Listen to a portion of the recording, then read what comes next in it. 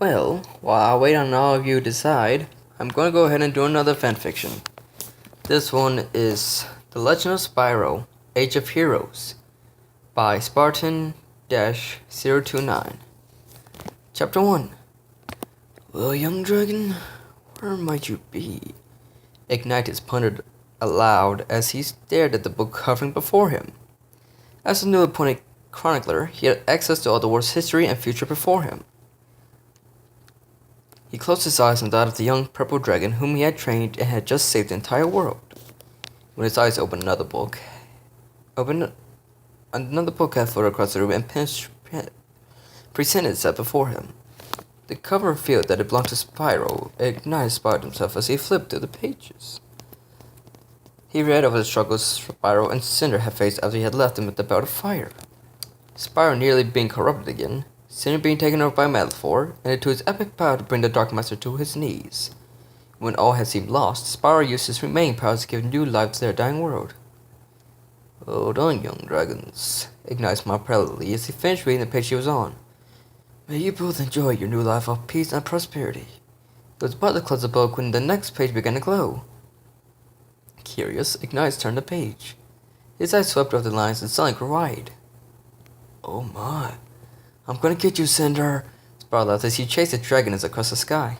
In your dreams, Spyro, Cinder laughed back at him. I've always been a better fly than you. There's no way you can catch me. She pulled out of a dive and hovered over Zero as she slowed down beneath her before taking up again. What? Since when? Since always. She looked back over her shoulder to see how close he was. And I'll prove it too. Spyro gasped as she gave a mighty flop and shot straight up. His eyes grew wide as she turned on a dime and dove back towards him. Cinder slid past and swatted Zero on the nose, causing her to sneeze.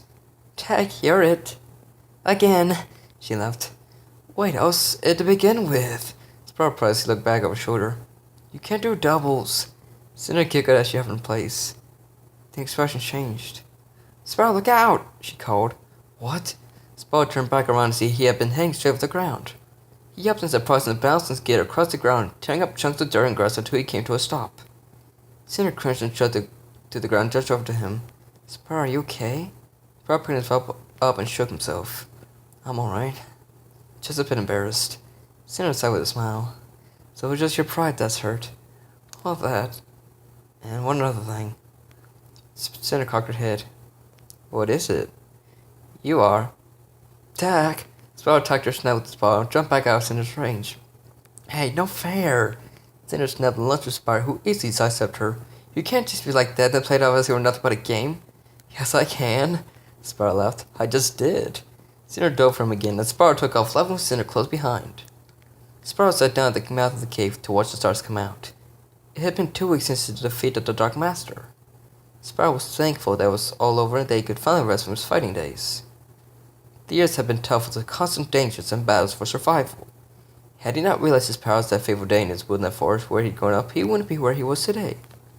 Spyro sighed loudly. Cinder, who had been lying on she's bones, stopped and looked over at him. Is something wrong? She asked. Huh? No, not at all. Spyro replied, surprised that she had taken notice. Just thinking too much. Cinder continued as she walked up and laid down beside him. Spyro smiled softly to himself. Cinder was probably the only dragon, besides Ignitus, who could read him so well. Tell me what's on your mind. Spyro shook his head. Nothing serious. It's just that this is the first time in my life that I felt at peace. With everything. Everything? Well, ever since I was born, I knew I was different from the others in my family, but I wasn't sure why. I always thought that I was just an oversized dragonfly until the day I discovered my powers. Cinder giggled. You thought you were a dragonfly? Oh, yeah. Spyro nodded and sort of shied away from her. That just sounds funny to me. But I'm glad you're you. I don't know if I could handle another sparks. The 2 dragons laughed out loud before Spyro continued. Anyhow, I was so confused when I first discovered my powers. I didn't know what to think anymore when my parents told me that I wasn't truly their son. Then when I left, I found Ignitus, who revealed my true identity, and the reason for me ended up in the Dragonfly Village. And that's when you joined the fight against me and the Dark Master. Cinder and Spyro nodded. I still wanted to say why you saved me. Spyro looked up to see Cinder staring at him. Her eyes were pleading for non-disaster. It's hard to explain. Spyro sighed. Ignace told me of how you were captured in the raid, and when I saw for myself how much we were alike, I just couldn't bring myself to let you go. Let me go? Cinder cocked her head curiously. Maybe it was just how I was raised. I don't know. But when everyone else was terrified of me, you never gave in to what you heard. And when you forced to find me, you wouldn't do it.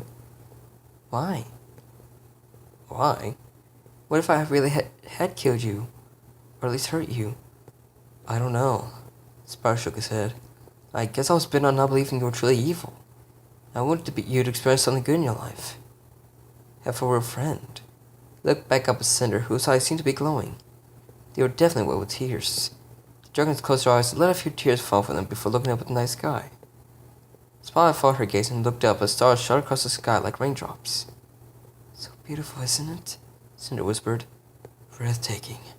Spyro nodded as he watched the light reflect off her black scales. Spyro. Yeah? Could I see your home? My home? Where you grew up? Your foster parents? Where you and Sparks lived before? Yeah, sure, Spyro stammered. He was definitely surprised about this request. Cinder turned away from the sky and looked into him with her glowing aqua eyes. Thank you, Spyro. She started leaning towards him. Spyro hesitated a moment, leaning in himself. As he let his eyelids droop, he noticed Cinder's head moving downwards. She averted his mouth and noticed her head on his jaw. She cooed softly and inched close to Spyro's warm, scaly body. The purple dragon long smiled and draped a wing around her before they went back to watching the night sky.